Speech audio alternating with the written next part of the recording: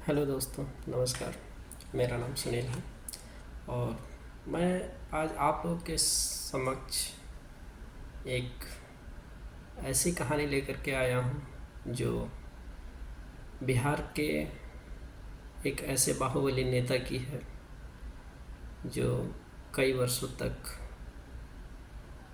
एक ज़िले का सांसद रहा और अनगिनत अपराध जिनके नाम था। बात मैं आज करने जा रहा हूँ बिहार के सिवान जिला के रहने वाले सांसद, पूर्व सांसद शहाबुद्दीन के, लोग जिनको साहब के नाम से भी जानते थे। कहानी शुरू होती है सिवान ज़िले से। बिहार का एक सिवान ज़िला।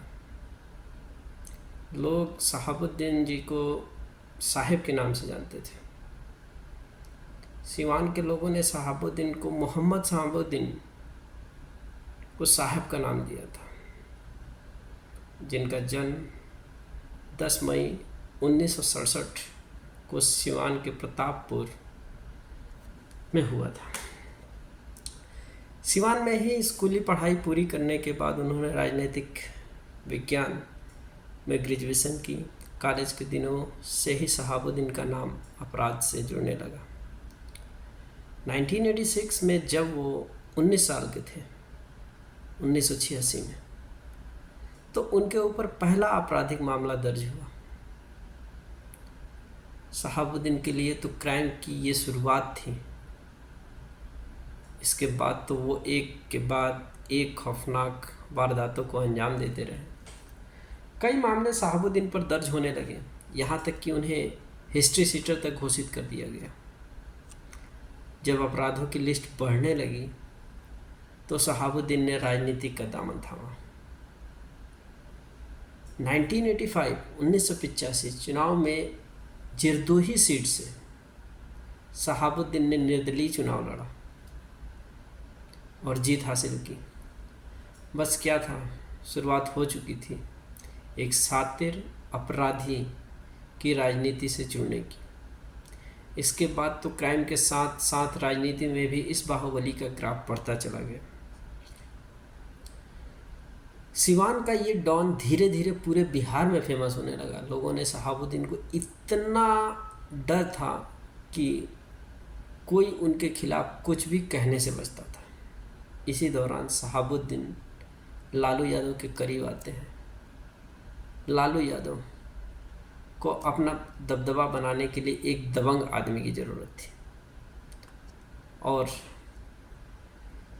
शहाबुद्दीन को एक बड़ी पार्टी की। दोनों एक दूसरे के प्लेटफॉर्म में फिट हो रहे थे। बस यहीं से अपराध के एक नए युग का शुरुआत होता है। 1991 लोकसभा चुनाव में जनता दल को बड़ी जीत मिलती है। इन लोकसभा चुनावों में शहाबुद्दीन ने अपने बाहुबल से तो लालू यादव का साथ दिया ही, साथ ही मुस्लिम वोटर्स को लुभाने में भी अहम भूमिका निभाई। अब बिहार में जनता दल की सरकार बन चुकी थी। सिवान में शहाबुद्दीन की सरकार चलती थी। मोहम्मद शहाबुद्दीन का खौफ तो पहले ही था, लेकिन अब तो जैसे शहाबुद्दीन की ताकत कई गुना बढ़ गई थी। लालू यादव के राज में शहाबुद्दीन का रुतबा भी बढ़ता ही जा रहा था। पुलिस ने उन्हें कुछ भी कहना बंद कर दिया था। चाहे ये बाहुबली कोई भी अपराध करे, पुलिस और प्रशासन ने तो जैसे आंखें बंद ही कर ली थी। सिवान में शहाबुद्दीन की पैरेलल सरकार चलती थी। लोगों की लड़ाई झगड़े निपटने हो या घरेलू विवाद, भूमि का बंटवारा करना हो या उससे जुड़ा कोई विवाद, सिवान में पुलिस या प्रशासन का कोई रोल नहीं था। वहाँ सिर्फ शहाबुद्दीन का राज चलता था और लोग भी उन्हें साहब के नाम से बुलाते थे। शहाबुद्दीन ने 1985 में जनता दल की सीट पर विधानसभा का चुनाव लड़ा और जीत हासिल की।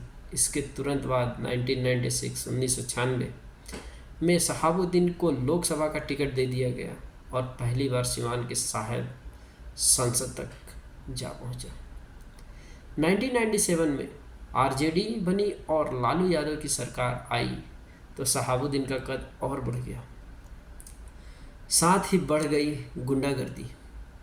1999 में बिहार में वामपंथी नेता छोटे शुक्ला और का अपहरण होता है और फिर हत्या हो जाती है। इस अपहरण और हत्या का आरोप शहाबुद्दीन पर लगता है, लेकिन पुलिस उनके गिरेबान पर हाथ डालने की हिम्मत तक नहीं करती है। हालांकि बाद में इस मामले में शहाबुद्दीन को उम्र कैद की सज़ा सुनाई जाती है और वो लंबे समय तक जेल में बंद रहते हैं। जेल में रहने के बाद भी उन्होंने चुनाव लड़ा। ये हमारे कानून की ऐसी विडंबना है जिसमें एक अपराधी अपराध करने के बाद, अपराधी घोषित होने के बाद भी वो चुनाव लड़ रहा। साल 2004 की बात है। लोकसभा चुनाव के कुछ महीने पहले कोर्ट के ऑर्डर के बाद शहाबुद्दीन को गिरफ्तार किया गया था। उन्हें सिवान जिले में रखा गया था। जेल में भी उनकी राजनीति वैसे ही चलती रहती थी। कुछ दिनों बाद ही शहाबुद्दीन मेडिकल के नाम पर खुद को अस्पताल में शिफ्ट करवा लेते और वहीं से चुनाव लड़ा। अस्पताल में एक पूरा वार्ड शहाबुद्दीन को दे दिया गया था। वो यहीं अपने नेताओं से मिलते, चुनाव की रणनीति बनाते और वार्ड में कड़ी सुरक्षा व्यवस्था, चप्पे चप्पे पर पुलिस तैनात रहती। ऐसे लगता अस्पताल नहीं शहाबुद्दीन का ऑफिस हो। चुनाव के कुछ दिन पहले कोर्ट के आदेश के बाद फिर शहाबुद्दीन को जेल लौटना पड़ा। 2004 के चुनाव हुए। शहाबुद्दीन पर 500 से ज़्यादा बूथ लूटने के आरोप लगे। उस सीट पर एक बार फिर चुनाव कराया गया। जदयू के ओम प्रकाश श्रीवास्तव ने उन्हें कड़ी टक्कर दी, लेकिन दूसरी बार भी जीत शहाबुद्दीन को ही मिली। चुनाव जीतने के बाद तो वहाँ पर शहाबुद्दीन का कहर ऐसा बरपा कि जदयू कार्यकर्ताओं की हत्याएं हो गई। चुनाव में तो शहाबुद्दीन जीत चुके थे, लेकिन यहाँ से उनके बुरे वक्त की शुरुआत हो गई। 2004 में ही बिहार में एक ऐसी घटना हुई जिसने पूरे देश को हिला करके रख दिया, पूरे बिहार को हिला करके रख दिया। एक दुकानदार चंदा बाबू के 3 बेटों गिरीश, सतीश और राजीव को बदमाशों ने अपहरण कर लिया और बाद में 2 भाइयों गिरीश और सतीश के ऊपर तेजाब डालकर उनकी हत्या कर दी।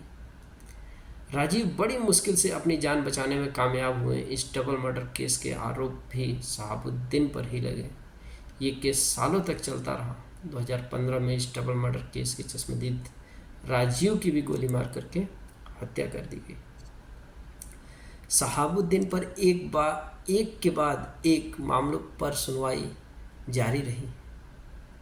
इसी दौरान एक पुलिस शहाबुद्दीन के पुश्तैनी घर में छापामारी करने पहुंची तो उनके घर से कई पाकिस्तानी हथियार, एक AK-47, सेना के नाइट विजन डिवाइस बरामद हुए। इस घटना ने पूरे देश में सनसनी मचा दी। सिवान के डॉन का आतंक की चर्चा अब पूरे देश में थी। 2005 में शहाबुद्दीन दिल्ली संसद सत्र में हिस्सा लेने आए हुए थे। बिहार पुलिस ने उन्हें दिल्ली से ही गिरफ्तार कर लिया। हत्या, अपहरण, बमबारी और अवैध हथियार रखने जैसे कई मामले शहाबुद्दीन पर दर्ज किए जा चुके थे। शुक्ला हत्याकांड में कोर्ट ने शहाबुद्दीन को उम्र कैद की सज़ा सुनाई ही थी। 2009 में कोर्ट ने इस बाहुबली नेता के चुनाव लड़ने पर भी रोक लगा दी। शहाबुद्दीन ने अपनी पत्नी हिना साहब को चुनाव लड़वाया, लेकिन हिना साहब को चुनाव में हार का सामना करना पड़ा। 2014 में ही भी उन्होंने चुनाव लड़ा, लेकिन दूसरी बार भी उन्हें जीत नसीब नहीं हुई। इसी बीच डबल मर्डर केस में सुप्रीम कोर्ट ने शहाबुद्दीन को उम्र कैद की सज़ा को बरकरार रखा। उन्हें दिल्ली की तिहाड़ जेल में डाला और इसी दौरान 2019-20 में जब कोविड अपने बहुत उच्च शिखर पर था तो कोविड के दौरान भी मोहम्मद शहाबुद्दीन तिहाड़ जेल में थे। कोविड की वजह से उनकी तबीयत काफ़ी बिगड़ गई, उन्हें प्राइवेट अस्पताल में भर्ती कराया गया, लेकिन वहाँ उनकी मौत हो गई। बिहार का ये खतरनाक बाहुबली जो किसी से न हारने का दम भरता था, मौत के सामने हार चुका था। तो दोस्तों, ये रही आप सभी के समक्ष बिहार के एक ऐसे बाहुबली नेता की कहानी, जिन्होंने अपने गत 57 साल की उम्र में हर चीज़ देखा। वो डॉन भी बने, वो नेता भी बने, उन्होंने जुर्म भी किया, वो जेल भी गए। आशा करता हूँ कि आप लोगों को ये कहानी बहुत पसंद आई होगी और आगे आप लोगों का ऐसे ही प्रेम हमको मिलेगा। धन्यवाद।